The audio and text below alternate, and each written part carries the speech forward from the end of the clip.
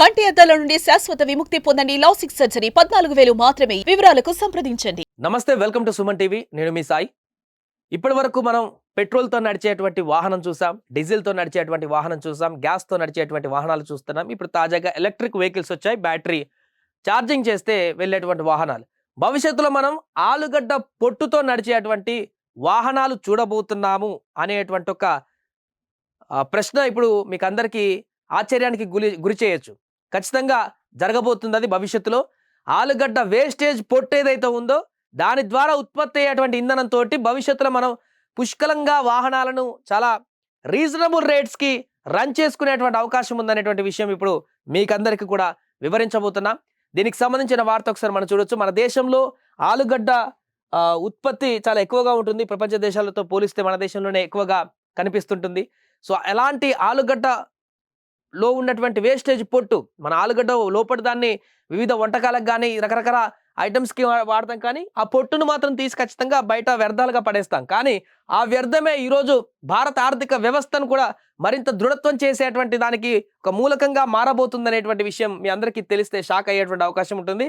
Yes, అది జరగబోతుంది. దానికి సంబంధించి ఇప్పటికే ప్రభుత్వం ఇనిషియేట్ తీసుకుంది, చర్యలు కూడా కొనసాగుతున్నాయి. ఆ వార్త ఒకసారి మనం చూద్దాం.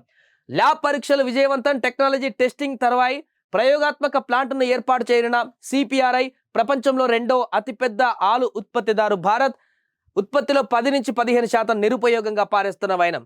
సో తొక్కలో ఇంధనం అనేటువంటి టైటిల్తో ఇక్కడ మనం చూడొచ్చు. అంటే ఆలుగడ్డ పొట్టుతోటి వచ్చేటువంటి వెలువడేటువంటి ఇంధనంతో మనం ఫ్యూచర్లో వాహనాలను నడుపుకునేటువంటి అవకాశం ఉంటుంది. తద్వారా ఇతర దేశాల నుంచి ఇప్పుడు మనం ఏదైతే డిపెండ్ అయి ఉంటున్నామో పెట్రోల్ ఉత్పత్తులు వీటికి సంబంధించి, సో ఆ ఉత్పత్తులన్నీ ఇతర దేశాల నుంచి కనుక మనం తగ్గించుకోగలిగినట్లయితే చాలా తక్కువ ధరకే ఇంధనం మనకి ఇక్కడ మన దేశంలో స్వదేశంలో తయారయ్యి మనకు తక్కువగా దొరకడమే కాకుండా ఇతర దేశాలకు కూడా ఎగుమతి చేసేటువంటి అవకాశం ఉంటుంది.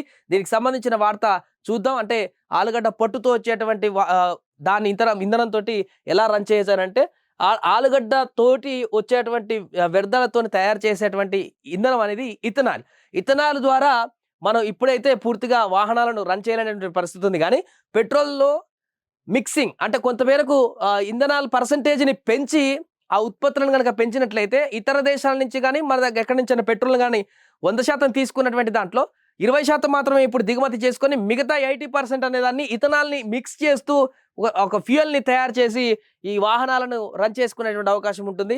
సో దీనికి సంబంధించిన వార్త మనం చూడొచ్చు. పెట్రోల్ డీజిల్తో నడిచేటువంటి సంప్రదాయ ఇంటర్నల్ కంబషన్ ఇంజన్ వాహనాల స్థానంలో రాబోయే రోజుల్లో ఫ్లెక్సీ ఫ్యూయల్ వెహికల్స్లు పరుగులు తీయనున్నాయి.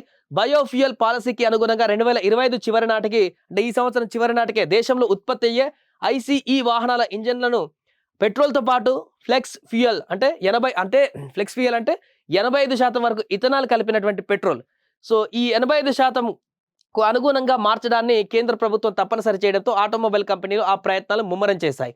సో ఇప్పటి వరకు ఉన్నటువంటి పెట్రోల్లో ఇప్పుడు తాజాగా నెలకొన్నటువంటి ఈ యొక్క ఫ్లెక్స్ ఫ్యూయల్ అనేటువంటి దాన్ని 85% ఇథనాల్ మిక్స్ చేసినటువంటి ఫ్యూయల్ని ఏర్పాటు చేయడం ద్వారా పూర్తిగా వాహనాలలో ఇక ఈ ఇథనాల్ వినియోగం అనేది ఎక్కువగా మారుతుంది. సో దాని ద్వారా ఏమవుతుందంటే ఈ ఆలుగడ్డ పొట్టుల వేస్టేజ్ ద్వారా సుమారుగా 5 కోట్లకు పైగా టన్నులకు పైగా వ్యర్థాలను మనం ఎవ్రీ ఇయర్ వేస్ట్ చేస్తున్నాం. అలాంటి ఆలుగడ్డ వ్యర్థాలని ఈరోజు ఒక దగ్గరికి తీసుకువెళ్ళి ఆ వ్యర్థాలతోటి ఇథనాల్ని తయారు చేయడం ద్వారా ఆ ఇథనాల్ని పెట్రోల్ ఉపయోగించి వాహనాలకు ఉపయోగించడం ద్వారా దేశంలో ఇక ఇతర దేశాల మీద పెట్రోల్ ఉత్పత్తులపైన ఆధారపడాల్సిన అవసరం ఉండదు.